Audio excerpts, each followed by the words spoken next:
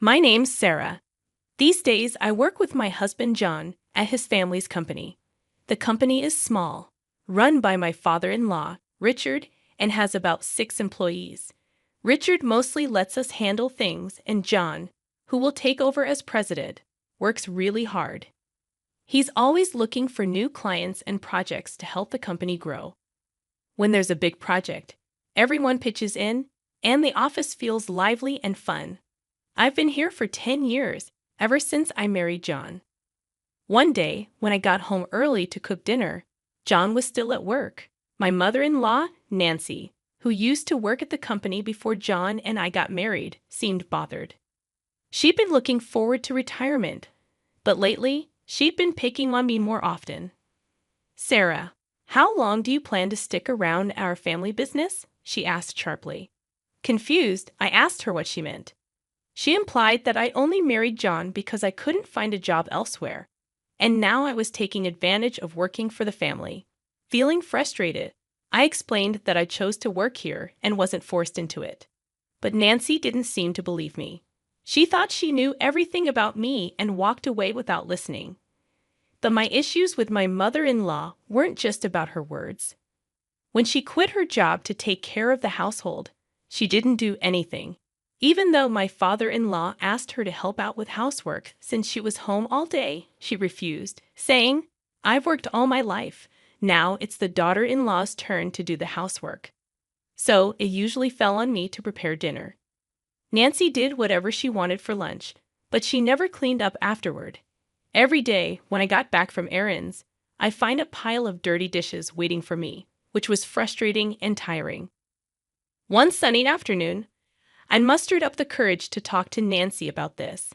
"Nancy," I said hesitantly, "I've noticed the dishes are often left in the sink. It would really help if you could clean up after your meals.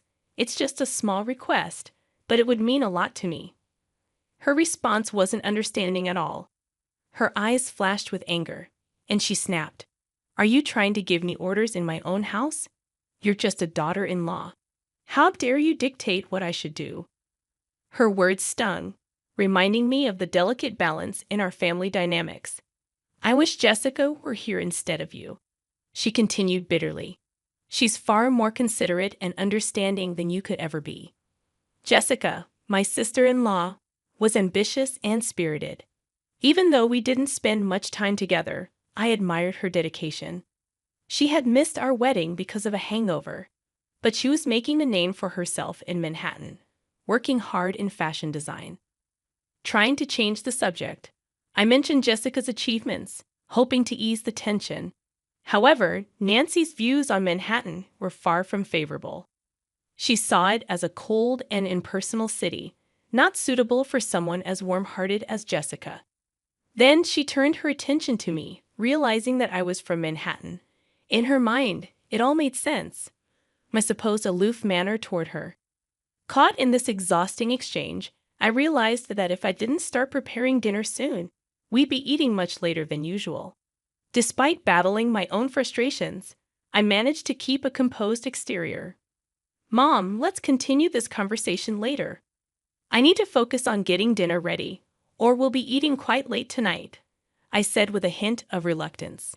Finally, Nancy retreated to the living room, leaving me alone with my thoughts and the clatter of cooking utensils. Richard and John were both aware of Nancy's mistreatment towards me as a daughter-in-law, and they tried to intervene whenever they saw it happening. But their efforts seemed to have little effect.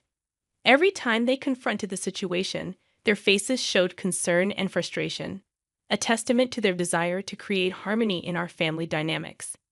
Ironically, whenever Richard and John scolded Nancy for her behavior, she redirected her anger towards me, becoming even more hostile and sharp with her words. Her usually kind and gentle face twisted with disdain, and her tone cut deeper than before. Though I had never been subjected to physical violence, the emotional toll of Nancy's words was significant. Richard and John's support had been my solace, allowing me to somewhat ignore Nancy's harsh words. But then one morning, something unimaginable happened. Just after I finished cleaning up from breakfast and was preparing to leave for work, in the midst of the morning rush, Nancy suddenly exclaimed. "Oh my, what a mess they've made here!" Nancy exclaimed suddenly, without warning, as she doused my handbag with a bucket of water. I was stunned, a mixture of shock and anger rendering me speechless. "What are you doing, Nancy?" I managed to stutter out, my voice trembling with disbelief. Nancy's response was flippant, her tone resembling that of a mischievous child. "Oh, was that your stuff? I thought it was just a big piece of trash," she said casually. Her casual dismissal of the situation infuriated me. Even if you thought it was trash, who pours water on it? What kind of mindset is that? And now the carpet is all wet. What about the vacuum cleaner? I exclaimed, my words a jumble of anger and confusion, as I frantically emptied the water-soaked contents of my bag, including documents I needed for work, onto the table. Nancy responded nonchalantly, her face calm, showing no signs of remorse or concern for my distress. "Because you don't need to go to work anymore," she stated matter-of-factly. Baffled, I sat opposite Nancy in the living room bathed in the morning light. Her expression was colder, more resolute than usual, as if she had made a decision that would change everything. "Excuse me," I responded, laden with confusion and surprise. "You've been clinging to this house for 10 years, but finally I can get rid of you," Nancy declared, her words piercing my heart with their anger and determination. My mind reeled, and my heart filled with sorrow. "Getting rid of me?" I questioned, disbelief in my voice. Her words made me feel like an outsider in this family. "Actually, my daughter is joining the company, so we need you to leave. Today's your last day," she continued, her mocking laughter further wounding me. She was using my position at work to force me out. I had dedicated years to that job, building respect and memories. I was dumbfounded, feeling like my sacrifices meant nothing to her. It appalled me, not just that she acted this way, but that after 10 years of dedication, she could ask me to leave in place of her daughter. It felt like my decade of effort was being rendered worthless. I thought to myself, "Are you sure about this? Wasn't Jessica working in a clothing store in Manhattan?" I questioned, reflecting my confusion and apprehension. My job was more than just a source of income. It was my avenue for self-fulfillment. Meanwhile, Jessica, my sister-in-law, seemed to have grown tired of city life and had chosen to return to the family. She said she was tired of dealing with the cold people of Manhattan, so I told her she came back home. I have a job ready for her. She agreed to return immediately. "Now that she's coming back, she wants you out of this house," Nancy explained to me. I found her words hard to believe. She was ready to overturn my life with a single decision, completely disregarding my place in the family without even listening to me. "I've written your resignation letter," she said, handing me an envelope. In that moment, my heart shattered completely. Everything I had built over the years was reduced to nothing, treated like a mere piece of paper. Her actions severed our family bond irreparably. I headed to the company, just a brisk 3-minute walk from my home. My mind was a whirlwind of apprehension and anticipation as I walked under the cool morning sky. Each step felt heavy with the weight of what was to come. Upon reaching the office, I shared with my father-in-law Richard and my husband John. I told them what my mother-in-law had said. Their faces were a mix of shock and thinly veiled anger, yet they remained composed. They suggested that maybe, just maybe, it was time for me to resign to show her the reality of the situation. This suggestion sent my heart into turmoil. Having worked tirelessly in our family-run business for years, I barely knew what a long vacation felt like, aside from brief rests during Thanksgiving and the holiday season. Encouraged by John and Richard's gentle words, "Why don't you spread your wings for a change?" I made up my mind to embark on a little trip. As I packed, I found myself pondering deeply about my life, my choices, and what lay ahead. Meanwhile, my sister-in-law Jessica, who had come to replace me at the company, shockingly didn't show up until 1:00 p.m. Her irresponsible attitude left John and Richard, who had been holding the fort in my absence, in a state of dismay. Jessica seemed utterly disinterested in understanding the work, despite their attempts to explain it to her. Hearing about this, I couldn't help but feel. A twinge of anxiety about the future of our company lingered as I looked forward to my trip. Departing without encountering my mother-in-law, I swiftly set off. During the journey, as I enjoyed the view outside the train, I reflected on my life, the past, the present, and what was yet to come. Relishing the local seafood delicacies, I contemplated deeply about myself, my family, and our business. However, the tranquility of my fourth day was shattered when Jessica called me in tears. "What's going on? Mom said it was an easy job, just sitting in a chair, but John and Dad are acting like I can't do anything right," she said, her words most likely influenced by my mother-in-law. Even as I enjoyed my leisure, I realized it was time to address the situation. "So, Jessica, how proficient are you with computers?" I asked hesitantly. Her response indicated her limited skill in a professional setting, mainly focused on watching videos and playing games online. Considering her background in the apparel industry, I asked further about her experience with tasks like managing sales data in Excel or recording customer information in Word. She seemed puzzled, indicating her lack of familiarity with such tools. Digging deeper into her technical experience, I asked about image editing, video editing, or audio editing software. Her bewildered response suggested she had little to no experience with these tools.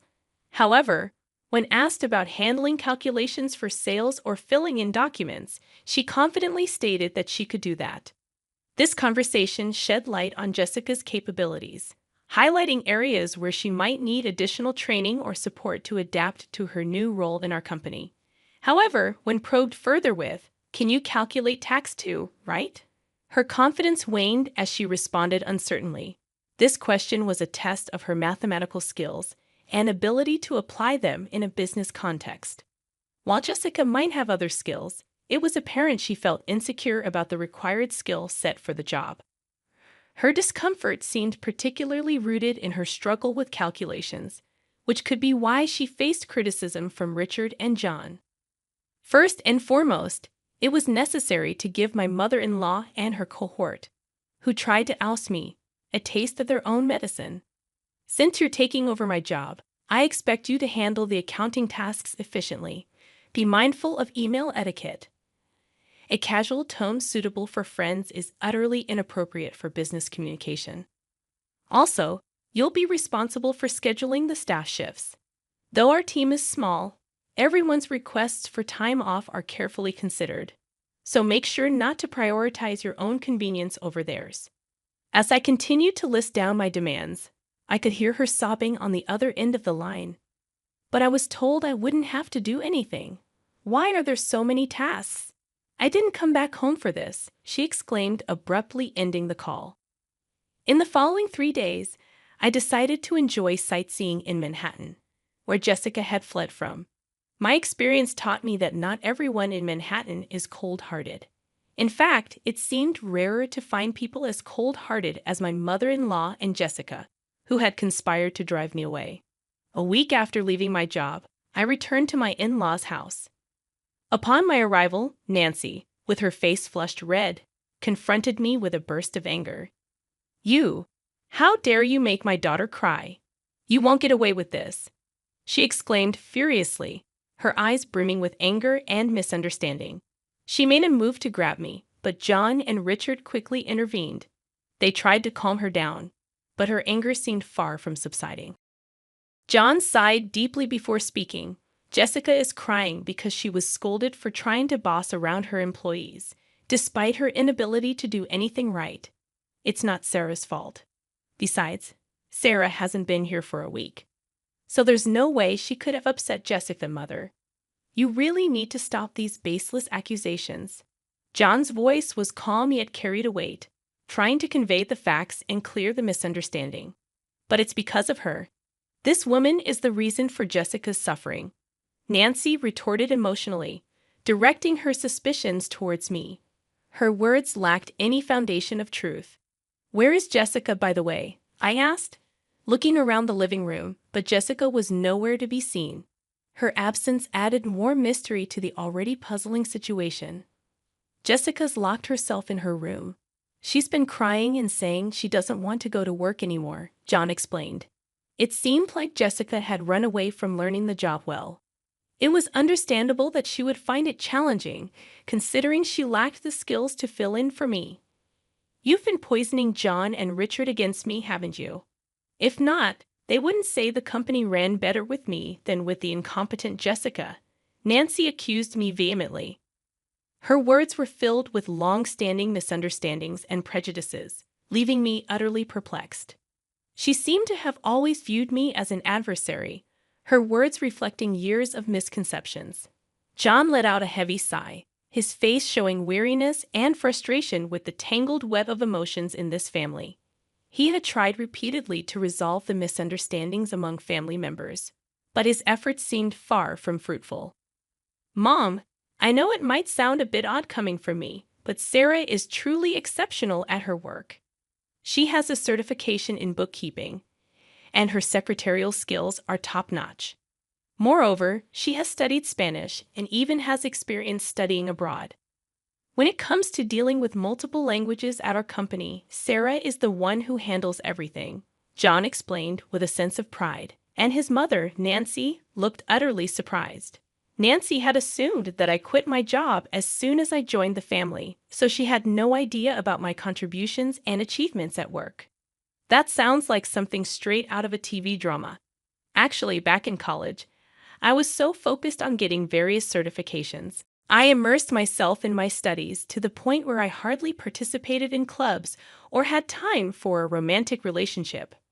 It was during this phase of my life that I met John, who visited my company for business.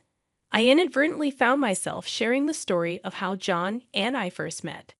However, I realized that this wasn't what Nancy wanted to hear.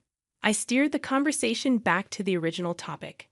In a nutshell, I was entrusted with a wide array of responsibilities at the company, from handling accounting tasks to schedule coordination, liaising with other companies, and managing employee shifts. There were numerous tasks under my purview. Thanks to that, I was able to focus on reaching out to other companies for business deals. The work environment became much more comfortable compared to the times when you were around, Mom, John added, leaving Nancy with her mouth agape in amazement. Just then, Richard, John's father, chimed in with a comment that took me by surprise. We're going to shut down that company soon. Actually, Jessica made a big blunder. Despite being asked to prepare some documents, she decided to handle phone calls because it seemed more fun doing so. While John and I were away, she ended up behaving rudely to the person in charge from Company A. Of course, I got a call to confirm this. Hearing this, I was so shocked that I instinctively covered my mouth with my hand. I can't believe Jessica would do something like that, I murmured, filled with disbelief. The thought that Jessica's actions might lead to the downfall of our company flashed through my mind, filling me with dread.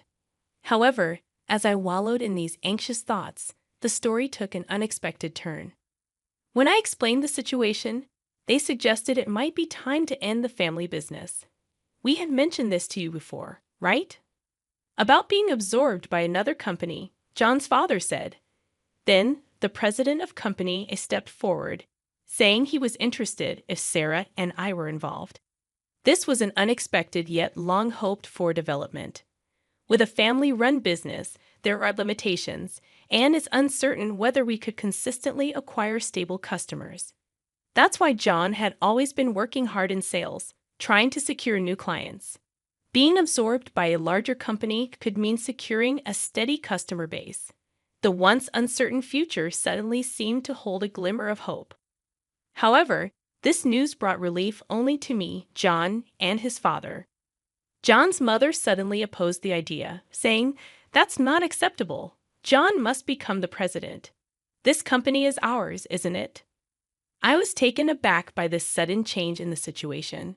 It seemed that more than a stable future, Nancy was concerned about maintaining the status of being part of a company president's family. And you're telling me he's not going to be the president anymore? Absolutely not acceptable, exclaimed Nancy passionately.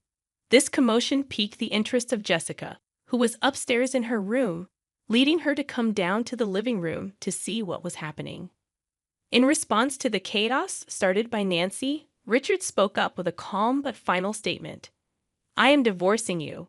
So either way, you will no longer be part of this executive family. Not only have you not changed your attitude towards my wife, but you also neglect household chores.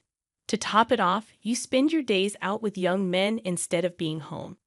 I have no intention of supporting such a wife any longer. This was news to both me and John. We were so shocked that we could only stare at Sarah's father-in-law with wide eyes. It seemed he had planned to discuss divorce from the beginning, as he took out divorce papers and a photo of Nancy with a young man from the living room shelf, placing them on the table. If you sign the divorce papers now and leave with your belongings, I won't demand alimony. I know getting any money from you would be futile anyway. Futile. Divorce? How can you say that? Haven't I devoted myself to this house all these years? Nancy exclaimed in disbelief. Have you done any proper housework in these last 10 years? Have you ever helped with the business? Does spending someone else's money on young men count as devotion to the house? It was the first time we saw Sarah's usually mild-mannered and reserved father-in-law this angry. Seeing this, Jessica, who had come down to the living room, was visibly trembling from the shock. Jessica, you're part of this too. You came back home because you couldn't make it in Manhattan, and now you can't find a job but still act all high and mighty. In the end, you stopped working entirely. Whose escapism did you inherit? It's time for you to leave this house, he continued. Next, we saw Jessica's shock and resistance. She believed she was an important member of the family, but the reality was different. Wait a minute, Dad. Mom might be at a lost cause, but I'm your precious daughter. Right? The family conflict deepened as Jessica voiced her concerns. Jessica asserts her place, revealing her betrayal towards her mother. Jessica, are you betraying Mom now? Nancy was astounded, feeling betrayed by her daughter at the last moment. However, as the two started to create a commotion, Richard sternly silenced them with a shout. If I just kick you out, it'll cause trouble for everyone. So I've asked an acquaintance to take you in. They'll be here soon to pick you up. Get your minimum belongings ready. Left with no choice but to obey, Nancy begins packing her belongings with Jessica. After writing the divorce notice, an acquaintance of Richard's arrived to take Nancy and Jessica away. The person who came to pick them up was running a factory with dormitories, and it seemed they would be working there. John, Richard, and I talked to the employees about the company being absorbed and prepared for the busy days ahead for our future. Finally, I found out I was pregnant at that time. When I told the president of Company A, he was delighted and promised to send someone to replace me, which was a huge relief. Currently, John and Richard are working even harder for the sake of our upcoming child.